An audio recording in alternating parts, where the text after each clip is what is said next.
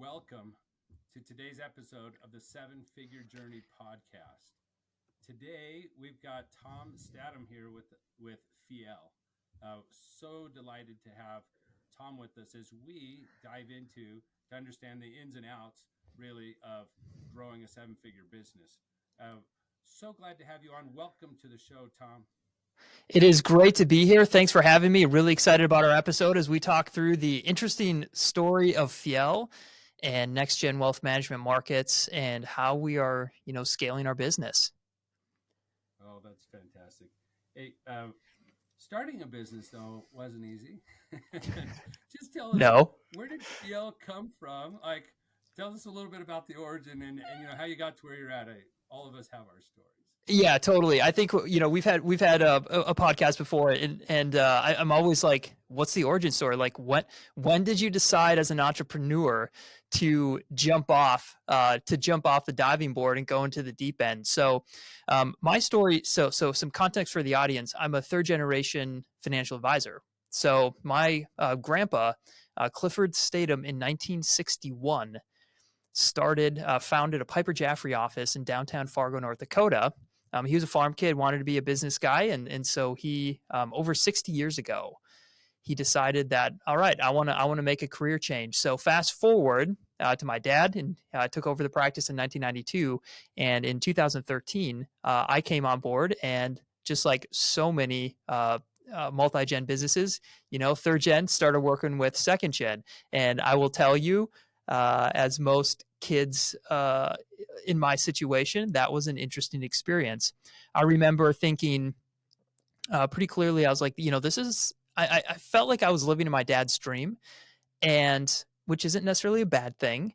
But I also realized that, gosh, I feel like I'm built to be an entrepreneur. Like, I've got this entrepreneurial itch. Ever since I was in actually high school, I always had my own thing going on. And so in 2015, I signed on the dotted line with my dad to buy him out. And around that same time, too, I discovered that, I don't think this is a long-term thing. So we actually launched Fielle in August of 2020. So our timing was a very odd time to start a business. But we being myself and my long-term right-hand man, Dan Schuster, were like, this is the time. Like, out of the ashes comes amazing things. And so we founded Fielle in a global pandemic, and we've never looked back since. Nice.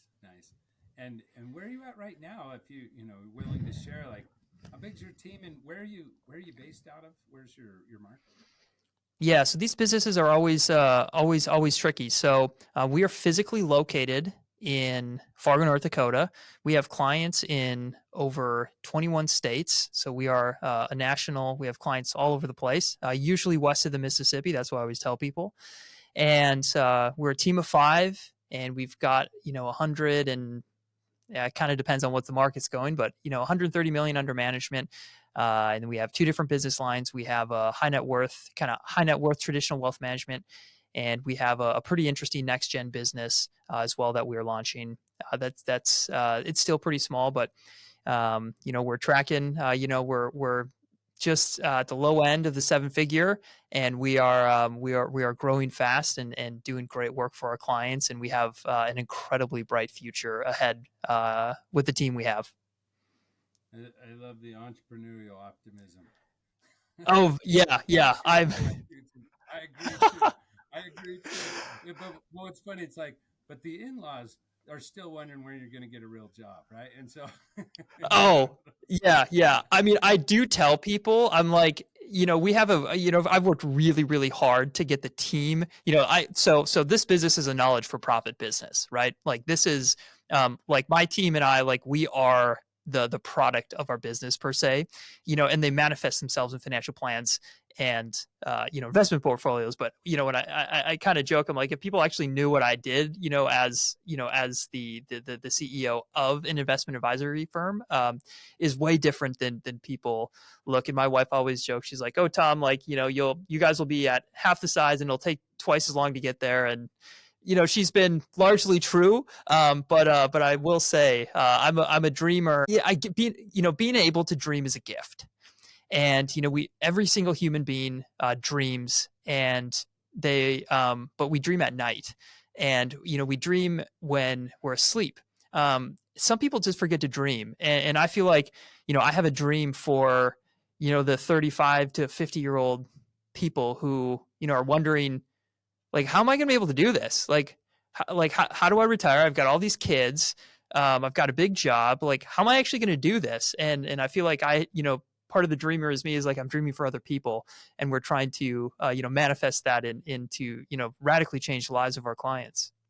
I love that. I love that. And I resonate with it too. Part of what we are and what we've always done, of course, is to help realize potential. And a piece of that is to help people dream again. Mm-hmm. Help them dream again and make the plan and execute on that. And that's what you're doing in your business. And that's why we love talking with entrepreneurs. So just teasing about all of that, when are you going to grow up and get a job and all that stuff, just because I think we've all heard and felt things along the way. Oh, yeah. Yeah. Or it's like, wait, what are you doing? Why are you? Yeah. Yeah. Yeah. Yeah, And absolutely. I was gonna say, it oftentimes, so like 25% of millennials still want to start businesses. There are, and 3% of the population is business owners, something like that, right?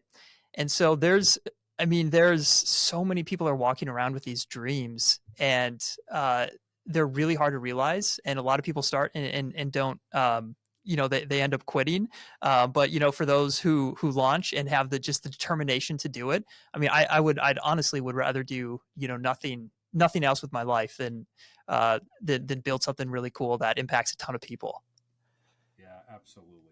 Tom, I mean, you're clearly our people, right? I mean, this is who our listeners are. This is who our guests are. Hey, in this journey, it's not always easy. We run into some bumps. It's not all just blue skies, and you've learned some lessons through some of the hard things too. So, as of late, now that you're in this low seven figure space, there's some lessons that are making a big impact for you. They're really helping. What nuggets can you share with the rest of us in the middle of our journey? Yeah, totally. In thinking of this, I had a couple different, I think, answers to go. But the answer I'd like to give, in transparency to the audience, is our relationship with time. And I think as an entrepreneur, and actually just as people, we're really judging ourselves against other people inadvertently all the time. And I think we in America, we all from age 0 to 22 or something, kind of depends. Like, we largely were on a pretty quarter by quarter track that spurns out people who are educated. There's a system to it, and we end up getting off you walk off the graduation, you're like, okay, now what? And I think, as part of my journey has been like, well, I just want a bigger business. I want twice as many clients. I want twice as many assets, twice as many staff now. And I don't particularly feel bad saying that online. Like, yes, I want more. And then the laws of business and how money grows and how life is kind of hits you in the face. And I think some of my challenges has come back to just stuff takes time. And I've been, I'm a hustler. Like, one of the things I'm so grateful, that I learned from my dad is, like, you work hard. Like, you hustle and you work hard and you do things for the right reasons. And I'm grateful for that. Part of that was like, well, can we just be, twice as big now? And I think this issue as entrepreneurs of time is really hard, because we see companies that are 10 times bigger, and then the person who has a company 10 times bigger is looking at the next guy with 10 times bigger, and there's this constant thing that just, it's like, am I good enough? Like, is really the work that I'm doing translating into results that I want? And, I've just had some very honest conversations of myself of like, it's okay to go slow. And I think in the last, 6 to 12 months, I've really just come to terms with time And we're at the point now where, and in this, I had a failed startup. And I was trying to compress time. I was trying to do something that ultimately wasn't possible. And I've just now come to this terms of just, I'm 100% fine playing a 25-year game. And I'm a young guy, and time is actually my friend. It's not my foe. And so we as a team here have just been like, okay, brick by brick. And we're just going to every day show up brick by brick, phone call by phone call, trade by trade. And I think that has been probably the most real answer I can give you. I know it's a little conceptual, but humans' relationships with time is oftentimes very short-term thinking, and I've kind of had to kill part of that in my own psyche, and really just get comfortable with a long-term approach. And actually, in that, we've seen a huge acceleration of our business. Yeah, let's talk a little bit more about that, because the impatience of the entrepreneur is a key for why we build what we build and why we do what we do. Talk to me a little bit about how killing off the comparison and how others use their time versus how you were using your time, this sideways glancing, Yeah. killing some of that, it has to all be now. How, first of all, you were able to rest, put at ease, temper that, while then getting back to the fundamentals and now starting to really accelerate. Like, the real growth begins happening Yeah. when you disassociated from this have to now to something else. Talk just a little bit more about that, because I think a lot of us need to go through part of that journey, right? Get rid of the comparison and only compete with ourselves, or take the time and realize the time is the gift. The time is the gift to do what matters most at the moment, instead of an anxiousness behind it. What did you go through? How did you make this mindset shift, which was your first step in your change? Yeah. So I after we launched Fielle, so I came from a Swiss bank. I used to work at UBS and had a fantastic. That was like the perfect place to start a career for what I do. And I think I'm very very normal in what I'm about to say, but you launch a business and you just get overcome by the entrepreneurial gift of freedom, I guess, where you think you can do anything. You're like, oh, wow, wait, no one's telling me what to do. Like, we really can build anything we want. Well, let's try and build it all. And so that manifested itself in a tech startup. And, we had some weird market dynamics living in North Dakota. North Dakota is an interesting state. We have, just going to kind of say it how it is. I mean, we've got a huge trust fund for North Dakotans. We have a huge essentially sovereign wealth fund, and the state of North Dakota is always looking at how do we make North Dakota better. It's like, well, businesses make communities better. So we had these resources available to us, and I was like, well, let's just do a startup. Let's try and create a SaaS company out of what I know as a financial planner and an investment advisor. And so we did. And I was trying to shrink like 30, and this is what startups are. It's like you shrink 20 years worth of work in 3 years, right? And so I was like, well, I'm going to do that because I thought I could, and ended up running straight into the wall. That was 2022, right? Where interest rates went up 18 months earlier than everyone expected, and just liquidity within our system just dried up. Everyone got gun shy, as they should, right? And well, our little software company ran into that brick wall, and we just had to quit. Just practical shutting down of a company. I had a dream that was just, on the sidewalk, and I was just looking at it like, okay, that's weird. And so out of that, I just had to come to terms with, like, what do I want to do? And what I will tell you, David, as an entrepreneur, is I just did the math. And I connected the dreams that I had in my wonderful company at Fielle, and I just did the math. And I just said, okay, this is what I want. This is the impact I want to have. And that impact translates into, obviously, money. And I was like, yeah, that'll do. It's just going to take more time. And then furthermore, I think so many entrepreneurs don't fully understand the cost of doing this. And I remember mowing the lawn 2 summers ago, and I had 2 kids at the time. Now I have 3, but 2 kids at the time. And I was like, I don't want to destroy my family by working more hours trying to build something just for money. I was like, that is not, I was like, that is not an equation. I know what it costs to build something huge. And I was like, I would rather have it take more time than to sacrifice more of my time with my kids now. So it was a combination. It was a lot of like math that I just needed to do. And that that knowing that like I can do what I want to do, it just might take longer, and being okay with that was such a huge breakthrough for me. I love that, Tom. Um, here's if you're listening, you didn't pull out some details. I want to pull out just a couple of details I just appreciate. One was, instead of just looking at the what's the business I want to build and how fast, you step back and you said, why? And you didn't just take a business why. You encompassed your own personal and the world around you. It was this, no, really, really, why? Give me a little more clarity around my why, right? And you got that. You got a little more clarity around this why. And then you took the cold hard facts and you're like, hey, I need to be the crazy optimistic that every entrepreneur is somehow born with, or that every person can have when they start dreaming again.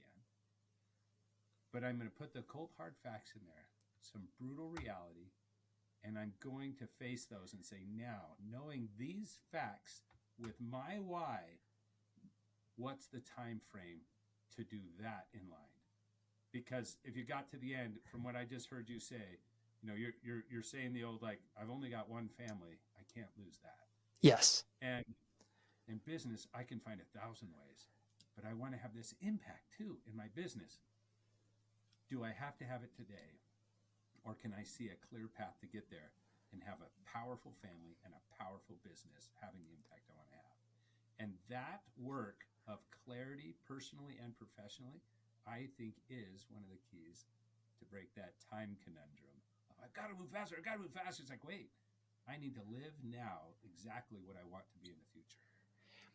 It is such a paradox, where it's like, to go fast, you actually need to go slow. And the I just, in my head, I just always envisioned this massive road, just like a highway that everyone's traveling on. And the adventure of life is like, you just got to sometimes park your car on the side of the road, or as an entrepreneur, and just forge your own path. And that's exactly, I thought, all this business advice, and to the audience too, like the things David and I are saying, like, this is particular to me and only me. We all listen to all of these finfluencers, and so do I, and their advice isn't bad, but it needs to be tailored to the specific situation. And that's why there's so many financial advisors too. I'm like, I have sat with hundreds of people over my career, very successful, and everyone is so different. And so this story, like, I hope the listeners, you guys can take some gold out of this, but also, like, this is just my story and the timeline and what I've failed at and what's worked out. But the the whole, like, just slowing down, I mean, it was such a weird, you talked to me like the 3 year ago version of Tom. If I probably would have said, like, yeah, you're right, but I wouldn't have understood it. I needed to have a pretty significant failure at one company, a big bear market that really forced my hand to be like, oh yeah, like, good things take time, and that's actually not a bug, that's a feature of our system. And so if that's true, all right, well, let's just go slow. And then in doing that, like Fielle right now, is we are growing extremely fast by doing amazing work for people, and it's just the funnest thing in the world. I love it, Tom. That was a nugget, and it applies to all of us, whatever path we're forging. So thank you. Now you're at another spot, right? We just keep growing, and Yeah. we've got new bumps and challenges. The fun thing about forging a path is every step there's a new thing to clear, right? Every step there's a new goalie to jump or to climb over, or a mountainside you have to cut through. That always something. What are you dealing with right now? Maybe you could kind of sit in the seat of the listeners and do this, play a part, be the one who's getting the coaching. Give us something. Let's work through it and see if we can come up with some great next steps.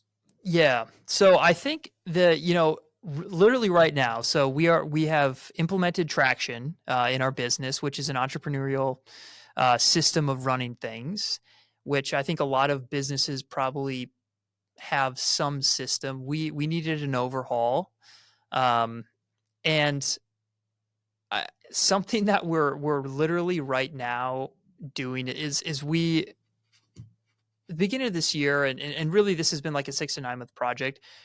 We ended up building the company that we wanted to be in 3 years. And, to give people some context, Jeff Bezos, in an interview one time he was like, it's so strange that people say congratulations on the good earnings report, because I was working on that 2 years ago with my executive team. And I've always remembered that. I'm like, okay, so as an executive, as a leader of this for not only our team, my family, but also our clients, like I need to be 2 years in the future. So I thought. And so we kind of started doing that, building some infrastructure systems that what we just found out to be were just too complex and cumbersome for a team of 5. And so literally right now, like, we are just trying to optimize for the 5 of us. And, kind of the bet we're playing here is that in optimizing for us 5, we are actually doing something that doesn't scale, and in doing so will enable us to scale.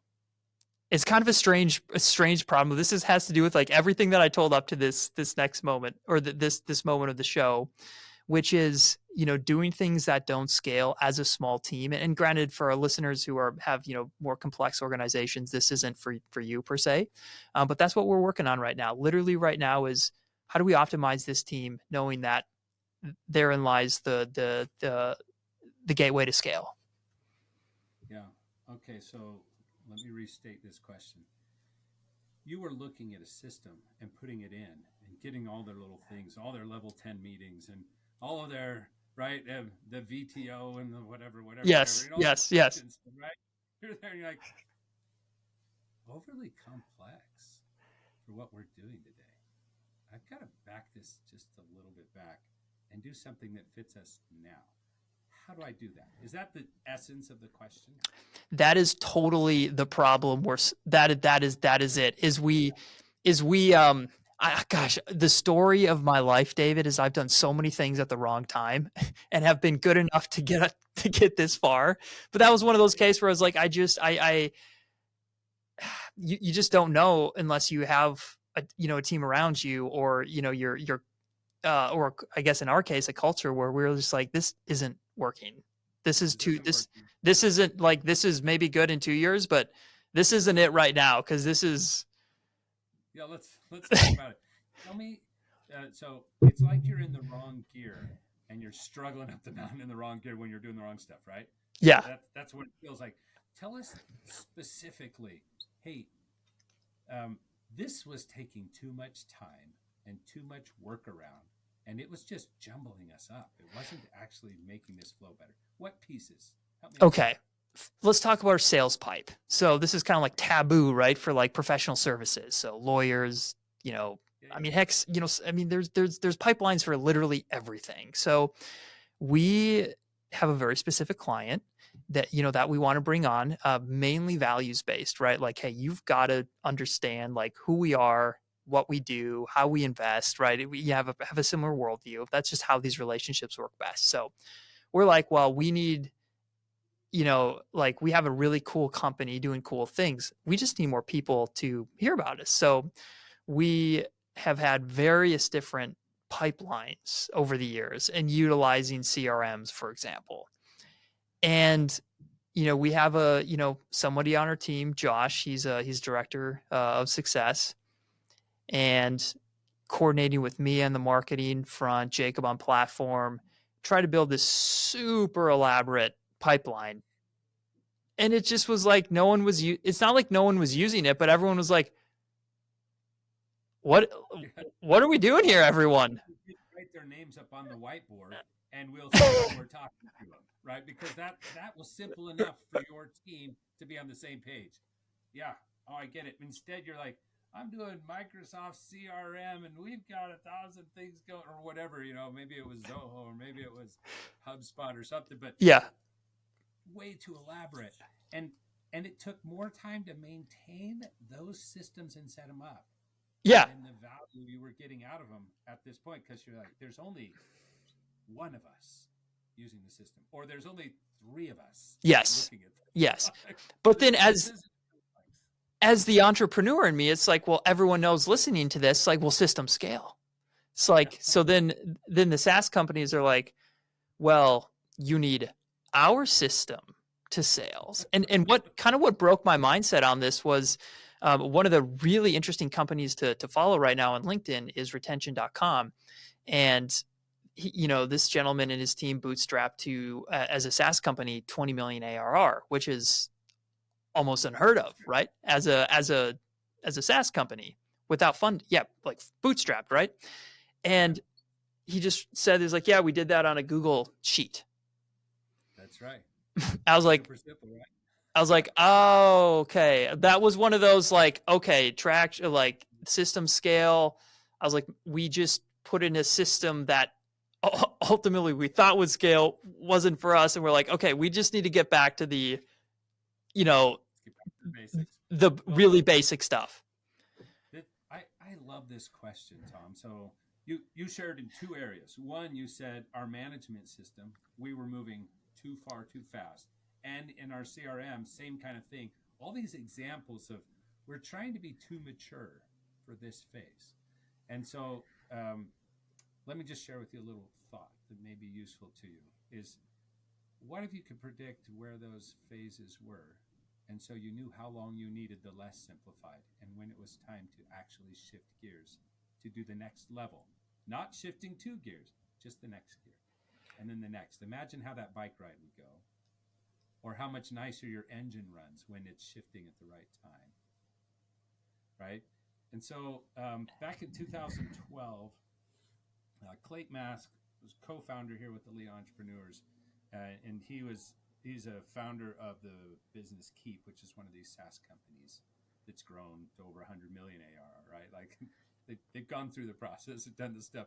But he was doing this research, and he came up with something called the stages of small business growth.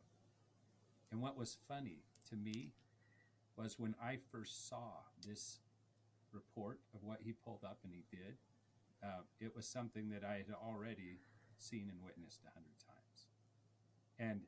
And you can predict the problems and issues people have just based on a couple of factors. And so I want you to think of the factors. I used to use revenue for this, but with the latest inflation, the numbers just get skewed. But I'll do it roughly for you anyway. Okay, so yep. Here's the spots. It used to be, if you think on revenue, the 1s and 3s of business is what it was. Yeah. So you need a certain way of doing work, and there's certain key things to do for your first 100,000. And then you've got to do something different to go from 100 to 300,000. You start getting some helpers, and there's a certain way of working with a couple helpers that works, and it's beautiful. And it's not a good time to systematize things yet because you're still figuring out some things. In fact, your major hurdles from those in that phase, 100,000 to 300,000, is like, how do I get more leads? Yeah. It's not just my broker I'm selling, right? I need more leads. And then from 300,000 to $1 million, which nowadays I would probably say closer to like 500,000 to 1.5 to 2 million, but still, work with me here. Yeah, totally.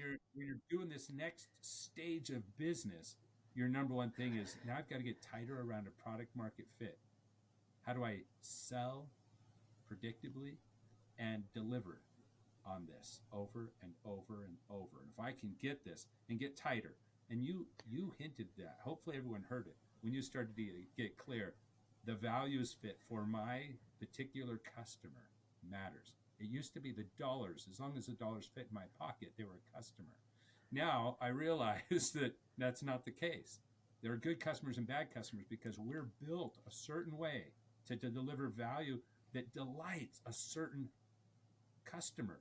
When those come together, they love us and they refer us, and we love them and we make profits because it's easy for us to do things that are great. Mhm. It's hard for us to do substandard stuff, trying to meet 1,000 needs that we don't meet. Right? So that's key work to do until you get to about 7, 8, 9, 10 people or 1 to 2 million revenue. Until you get to that point, you need to just spend time thinking, who else do we say no to? And how do we get our process just working better for these? And then when we have this, right, now I have an engine that's worth scaling. Now, when you get to around 10 people, you need a system, a management system. You don't actually need a CRM yet. Now, the CRM people are like, oh, there's a place for it. Of course there is. That's fine. A Google Sheet is a great CRM, or a whiteboard if you're all in the same location. A whiteboard is enough, right? Because you can really work them. Now, when you Totally. get to that size, you've got a few things you should start thinking about, depending on how big your deal size is. And if you have to have a lot of lead flow, you may need a CRM. If you need little lead flow, you still don't need a CRM. But you do need a management system. And better yet, if you can transition fully to a leadership system, right around that 7, 8, 9, 10 people. And the reason is the span of control. Nobody leads 8 people really well. It Yeah. gets difficult. 10, there are people who say, I lead all these people. Yes, and some of them are being held back because you're a bottleneck for everything. You are not leveraging them. They are not shining enough because you are too stinking smart and you're holding too much back. You're getting 70% of their effort, 40% of their effort because they can't be maximized without the kind of support it needs. So when your span of control starts to get there and there's like, okay, we're getting close to 10 people. Now a system comes in place. Traction's not a bad one. It's a managerial system. It's very good for running operations. And, they work off of the Rockefeller habits, the same as scaling up does. Scaling up is a more complex and better than traction. I would say by leaps and Yeah. bounds, but way too complex for what you're doing right now and too complex for a 10-person thing.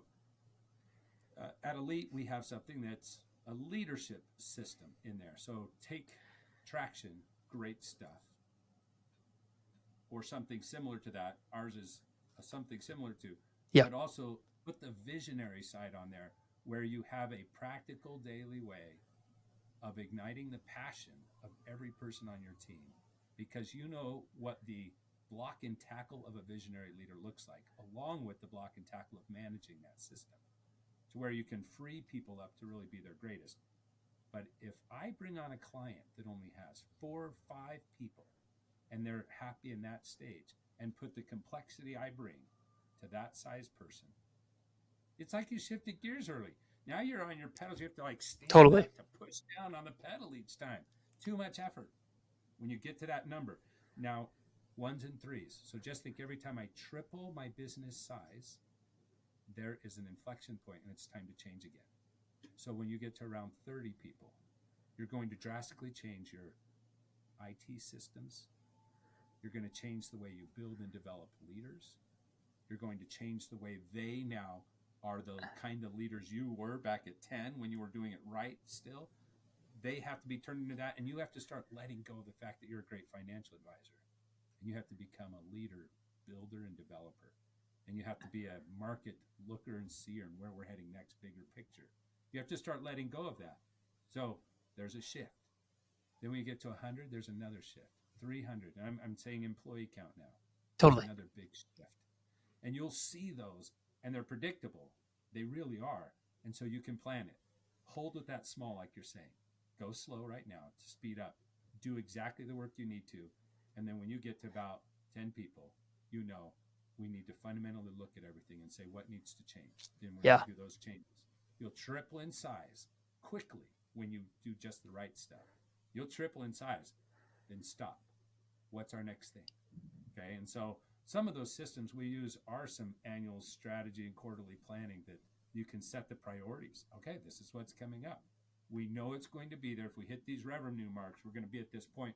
Let's get a team working right now, building on the side a new system. The old one gets to keep running, but it's going to be ready. We're going to see how to do it, how we would roll that out. So when we hit that mark, it's ready. And now it gets plugged in, not before that.